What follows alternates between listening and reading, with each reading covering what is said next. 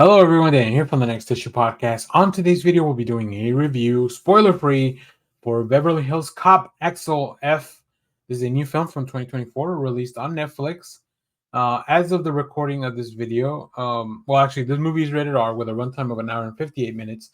And as of the recording of this video, we have a Rotten Tomato score of 65% from the critics, 78% from the audience, and a Letterboxd average rating of 3.1 stars. Um, Before getting into some of the synopsis and the people that worked on this film, I don't think I've ever fully watched one of these Beverly Hill Cops films.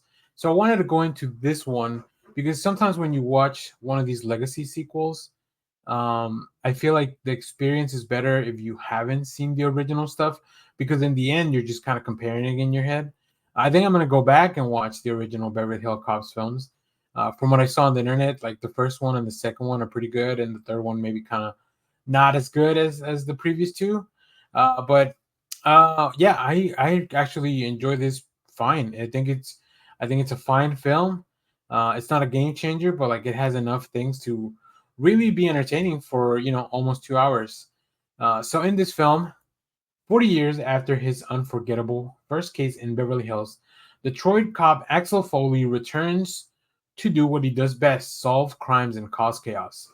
Foley returns to Beverly Hills after his daughter's life is threatened, and this includes old pals John Taggart and Billy Rosewood working to uncover a conspiracy. The film's directed by Mark Malloy, and it stars Eddie Murphy, of course, as Axel Foley, Joseph Gordon-Levitt as Detective Bobby Abbott, Taylor Page as Jane Saunders, who is Axel Foley's daughter. We also have, of course, Judge Reinhold as Billy Rosewood, John Ashton as Chief Taggart, Paul Reiser as Deputy Chief Jeffrey Friedman, and Kevin Bacon as Captain Cade Grant. Before watching this film, I saw an interview with Joseph Gordon-Levitt and Kevin Bacon, and they really talked about how fun it was to join this franchise and their experience. I think the first thing that this film gets right is that it's a fun way to do a legacy sequel, right? You're recapturing the you're trying to recapture the magic that you had from 30, 40 years ago. And I think overall this works because, first of all, I think Eddie Murphy still has a lot of the charisma that made those movies incredible. As far as I know, and as far as I'm concerned, Beverly Hills Cop movies are what put him on the map as a movie star. I know of course, there's Saturday Night Live, and this wasn't his first film, but Beverly Hill Cops to me feels like the movie that really launched him into like the superstardom, right? He has other great movies. That's not a debate, but uh, also this movie was entertaining. I think the setting of Beverly Hills is interesting because of the stark contrast of like having to do like stuff you would see in a regular cop movie, but you're doing it in this like posh neighborhood, and I think that's really fun. The music in this film just banger from the get go, like, and of course they very heavily and very smartly utilize that beautiful theme.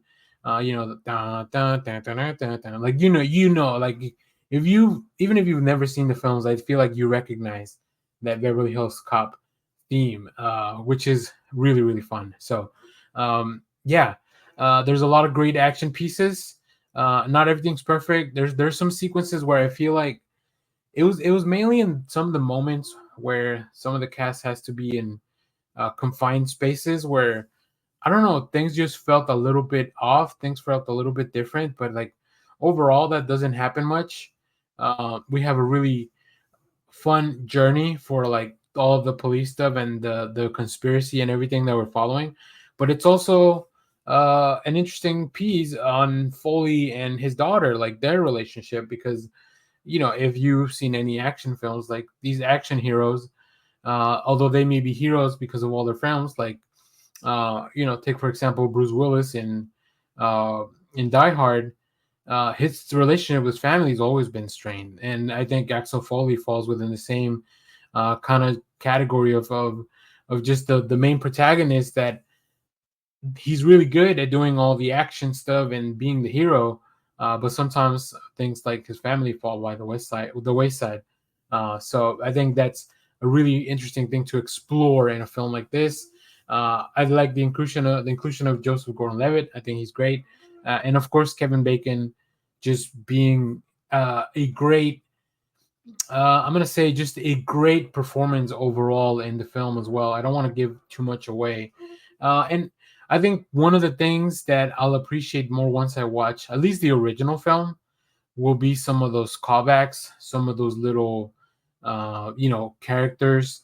Even seeing people like um, Paul Reiser or Josh Ashton or Judge Reinhold, like even seeing them, I know there's story there, of course, because of the previous movies. I just don't know. I don't have all the context behind it, but the movie very easily lets you know, like, these are important people in this character's life. Like they weave that as part of the narrative, which I think is really efficient. So yeah, I quite enjoy this film. I think if you are, done with the fireworks or done with the holiday, or even you're just watching this way later, you could do worse things than spend 2 hours with the family or by yourself or just with some friends throwing back a Beverly Hills Cop movie. So yeah, quite enjoy this. Recommend it. Especially if you have Netflix, is right there for you to go. I think I might watch at least the original film. Maybe I'll do a follow-up video on that. So if you enjoyed this film, though, let me know. What did you think about it? And as always, thank you for watching, everyone. Remember to share, like, subscribe, hit the bell so you know when we go live. That is most Saturdays, 10 a.m. Central Standard Time. Stay tuned. We have more comic reviews, trailer reactions, TV recaps, all that fun stuff here in the channel. Thanks for watching, everyone. Bye-bye.